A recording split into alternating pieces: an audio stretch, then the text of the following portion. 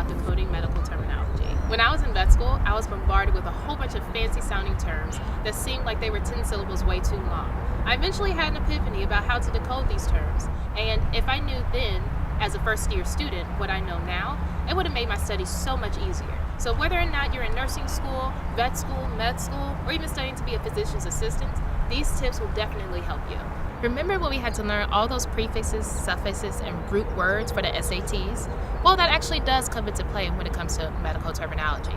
A lot of these words have root words that allude to color, number, direction, and even organ system. Once you're able to learn these words, you can put them together in order to create a very fancy sounding medical term that accurately describes what you're trying to say. For instance, instead of saying one or many, you say mono or multi. Or instead of increase or decrease, you say hyper or hypo. For color, instead of saying red, you say erythematous. Or instead of black, melanated. If you're going in the direction of the head, you say cranial. If you're heading in the direction of the tail, you say caudal. I would show you, but I'm not a dog. There are even terms that refer to specific organs and organ systems. For instance, hepato means liver, gastro means stomach, cysto means bladder, and osteo means bone.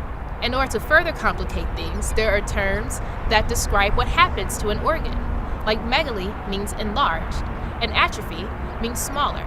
So for instance, if I say that a dog has hypertension and hepatomegaly, I'm actually saying that this dog has high blood pressure and an enlarged liver.